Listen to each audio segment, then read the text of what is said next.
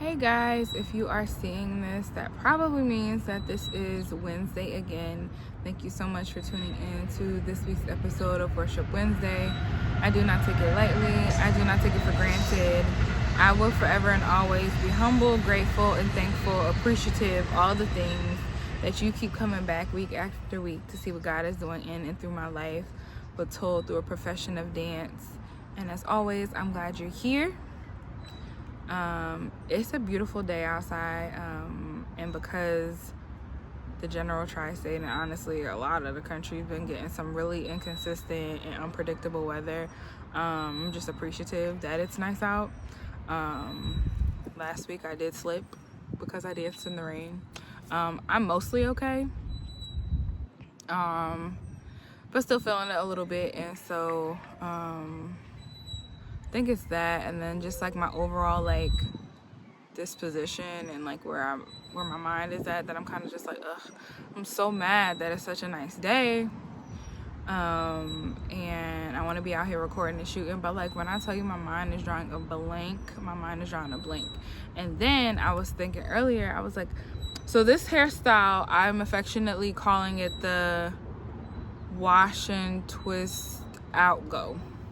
Right, it's somewhere between wash and go and a twist out. I don't know, right? But it looked really nice earlier, so I was like, oh my gosh, I'm having a good hair day. I should like go shoot today. And then I was like, that's not a good enough reason to go shoot because you liked your hair today. And then I realized I also have something to do on the evening of Wednesday, and so like I should probably get that done, or the video won't get done, right? So then I kind of like forced myself into having to shoot today to also be drawing a blank. And like part of it is like tiredness. Like I'm just generally tired. My head kind of hurts. I've been having this lingering headache. Valencia, if you're watching this, don't say nothing. Cause she's been yelling at me about my headaches.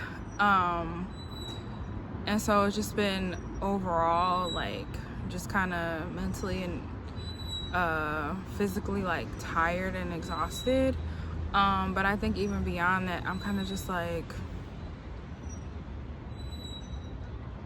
anyway. So you ever have a conversation with someone and you feel like it wasn't emotionally reciprocated? Not reciprocated. Reciprocated is not the right word. It wasn't emotionally received. It wasn't emotionally appreciated. It wasn't emotionally accepted. Like somewhere in there, I think is where I'm going. So like if you're having a conversation about, I don't know, why the sun is bright, right? And it starts off like a regular conversation, you know, whether you like or don't like the warmth, how you like the weather because the sun is out, but there are some people that don't like the sun, and why is that? And like if that later on somehow becomes a conversation about how the brightness impacts your eyes, and because my eyes are sensitive, I don't always like the sun, and why you can appreciate while it's beauty and positive things for everyone else, and you're not taking that away, and you're not saying that you don't see any good in it. Like it's still hard because your eyes are sensitive and your experience isn't necessarily everyone else's experience with something that people typically see as good or positive, right? And not saying that you're angry at the fact that your eyes are sensitive, but you're just acknowledging that like your experience right now is different than everyone else's, right? So like it was a lighter hearted conversation that kind of turned into something more deep, and if the person's response was like, yeah, but my favorite thing to do when it's sunny outside is to go to the courts and play basketball. I'm not saying we had to harp on the fact that I was talking about something more serious. I'm not saying you even had to relate or comfort me in the fact that it was more serious, but like to just kind of be like, yeah, so this pivot, that was a terrible example. It's an absolutely awful example, but I hope you understand the sentiment, right? So I had one of those kind of conversations. Like I was asked a question that initiated a dialogue that was about something on like a broader term, but like then I started like talking about like my thoughts and my feelings around my experience as it pertained to that thing, and how sometimes an isolated issue is not just like, you hit me and that hurt. It was, you hit me and that hurt. That spot was already sore because I went to the gym this morning. I'm also, you know, a little sensitive about that because I had been hit before. Like, so like, you know, we show up as ourselves. Like, even if we're not still completely traumatized or suffering with PTSD or unhealed, like, there are still factors of our lives that make us us, right? And so two people may experience the same thing and might react different. Two people might experience the same thing, and how they cope and the coping mechanisms in which they use might be different. How they come out of it might be different. And so it was a conversation that didn't necessarily start heavy, but kind of like segued into something that was more heavy. And so I just felt like, not that it wasn't a safe space, because obviously I felt safe enough to like speak on some of my feelings and my thoughts and my emotions. So obviously I didn't feel unsafe, but like the response was very much like, yes, about that thing we were talking about. And I was just like, okay.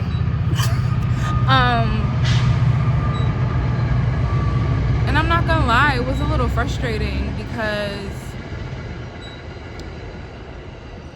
it was like, it's not like I didn't like completely dump it out, but it was like, you know, there was some thoughts and some feelings. I was like, dang, that would have been nice if I would have had like a receptive dialogue around it, or some like brought some resolve, but also, you know, segueing away from the other person in the conversation's responsibility or my expectations of that conversation, or my unknown, you know, not even preconceived like expectations, but just like my what ended up being my expectations. Like, just to segue away from that, it kind of made me sit and think with myself, like, number one,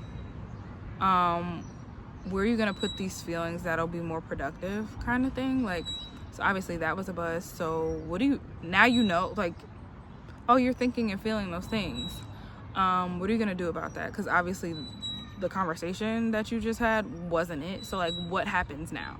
So I have to think and conceptualize and consider that, and then I have to also deal with the emotionality of it. So now I'm in my thoughts and in my feelings about verbalizing something that, like, on the surface level I knew that I was dealing with it, but like, to sit there and talk about it, I'm like, wow, you're really like connecting dots and like things that you had like a surface level understanding, or like an initial understanding of why it bothered you. You're like also putting two and two together and being like, well, this is probably because of X, Y, and Z.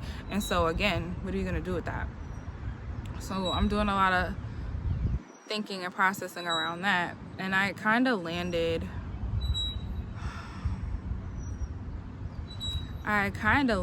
on number one, needing more grace for myself, right? Because I can be like really critical and really harsh, and like,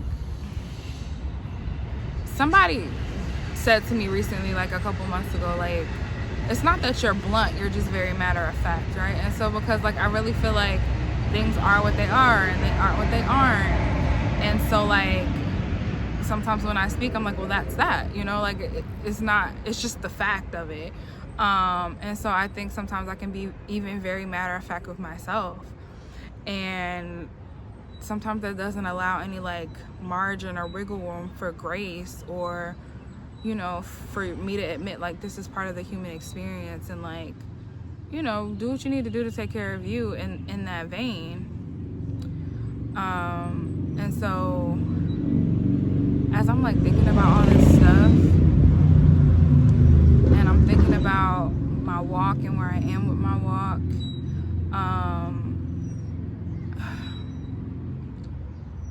I stumbled, I'm not even gonna say I stumbled across, like I just really came to terms with the fact that I am being really hard on myself, right? And one of the things I'm really struggling with is, I feel like I kind of talked about this to some extent, maybe not here, maybe in before last year, but like there's a difference between being a hard worker, being dedicated, being committed, like working towards a goal, versus like tipping the scale or like manipulating what's going on in your life and forcing the hand of something to happen, right? And so I have watched and experienced the negative connotation side of that, right? Watch people manipulate, watch people kind of force hands, kind of like play with fate, or like, you know, make things happen, and like trying to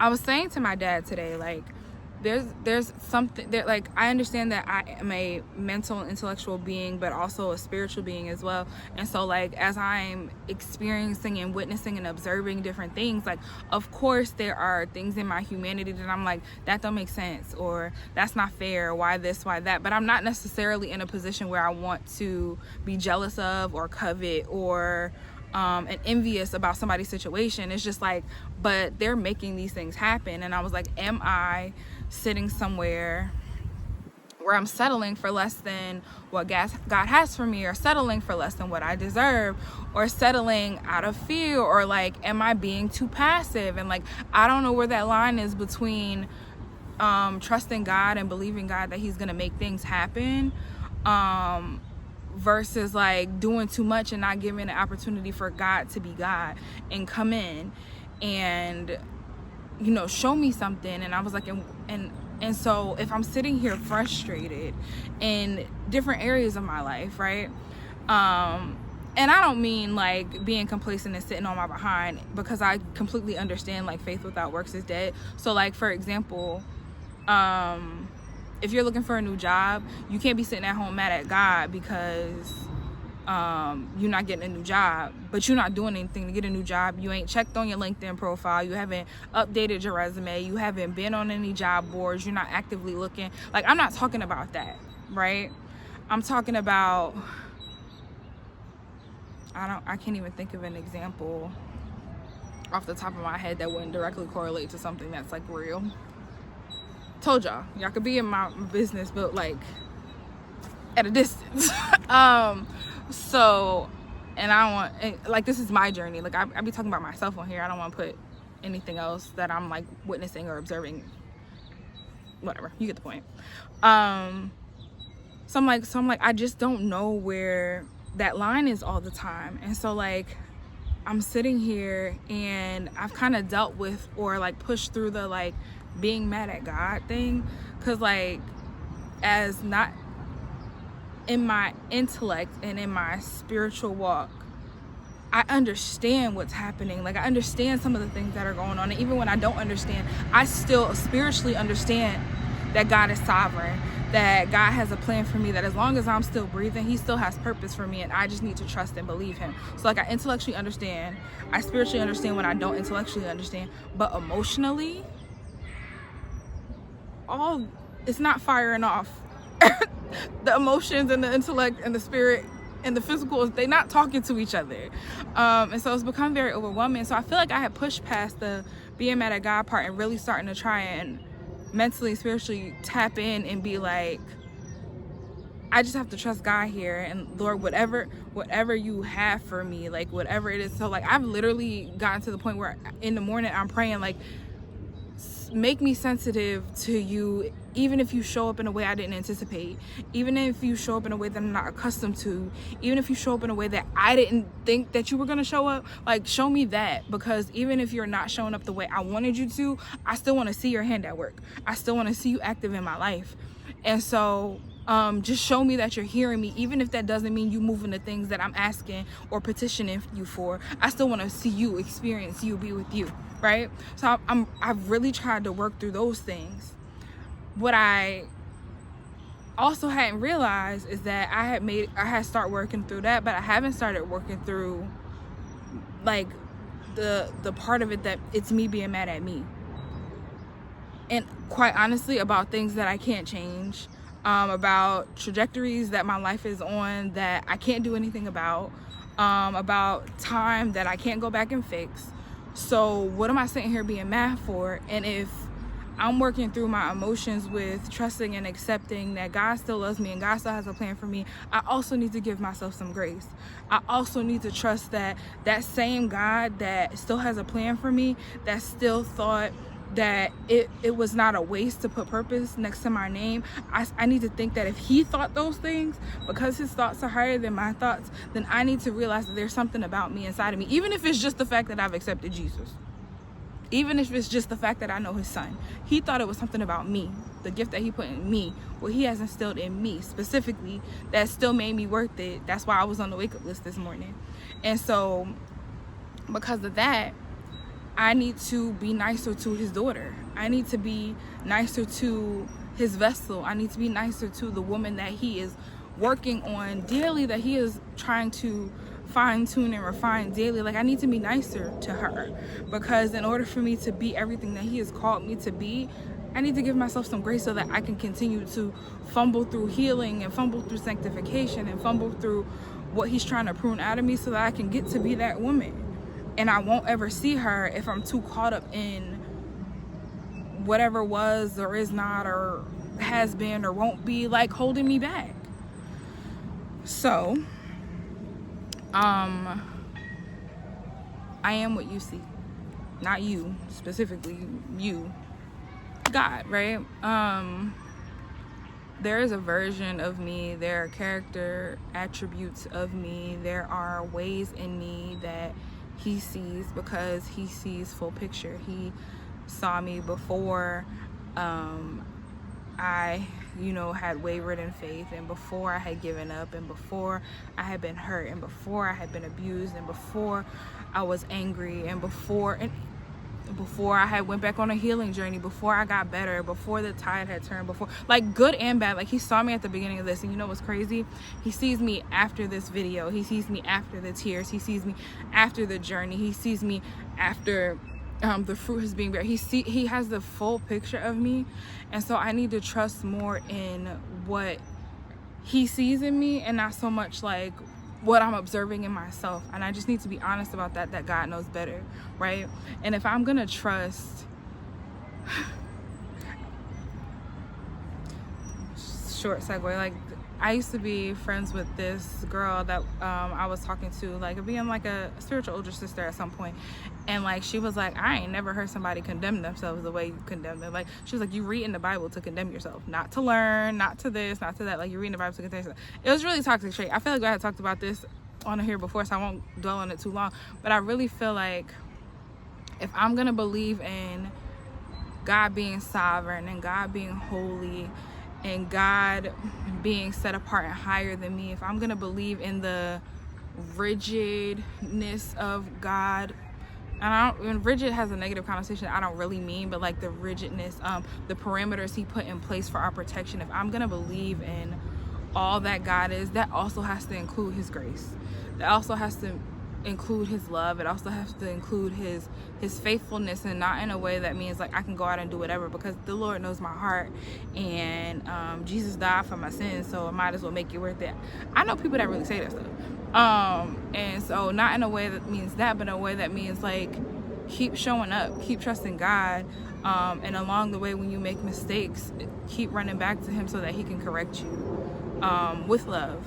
And so like correction is not supposed to be condemnation or punishment. It's supposed to be redirection to get you back on the path that he has for you. And so I'm gonna leave today with trying to be nicer to me, because if I'm not gonna be nice to me, who will? If I'm not gonna extend myself grace, who will? And I need to get out of the habit of me not being on the list of people that I've forgiven, not being on the list of people that I've given grace to, the list of people that I'm nice to, caring to, compassionate to, loving to. I need to get beyond that.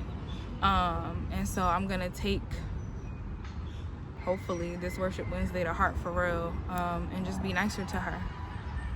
the version, because in order for me to be the tomorrow's version of her, I need to take care of the today's version of her. And I think part of that is stepping into really trusting and believing who God has called me to be, with love and with grace, with a little compassion, and just trust the journey and trust the process. Things might not have physically, optically, naturally have changed or shifted in a way that I've deemed correct, or I've deemed as a big enough shift, but that doesn't mean that God isn't actively engaged in what he wants from my life and through my life, and I just have to trust that. And so my prayer for each and every one of you is that you would also be sensitive to his leading, that you would also be sensitive to the any unction, like gut feeling of the Holy Spirit, like that you would know when God is speaking to you, and when God is trying to communicate with you. And I just pray that your senses will be heightened, and that your sensitivity will be heightened, and that the distractions will kind of diminish, so that even if he shows up in a way that you're not accustomed to, or even if he shows up in a way that you're not used to, you weren't considering, if he shows up in a way that's non-traditional for you, that you will still hear his voice and sense his presence and find a little bit of comfort today. So yeah. As always, I pray that something that I said or some movement that you saw gives you something to talk about with God today. I pray that you can take it a step further and you will use this to share with others the reason why you believe, help someone. You might be someone's non-traditional way of God speaking to them. Like, you never know. So if you feel that leading to share with someone, just make sure you're doing that. I pray that if I said something that was outside of the character of my Father, that you would charge it to the fact that I ramble and process in real time, and not to the heart or the character of my Father. As always, thank you again for being here, and Lord willing, I will see you back here next week. This has been your weekly episode of Worship Wednesday.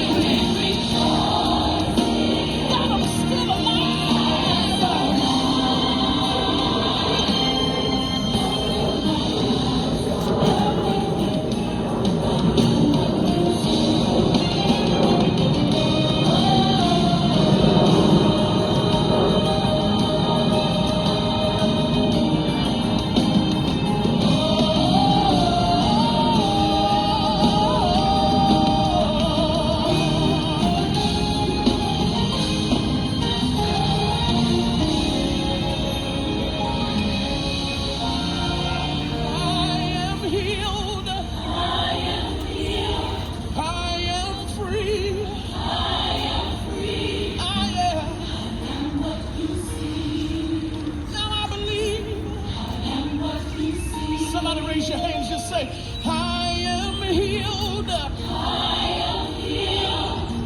am free. I am what you see. I am what you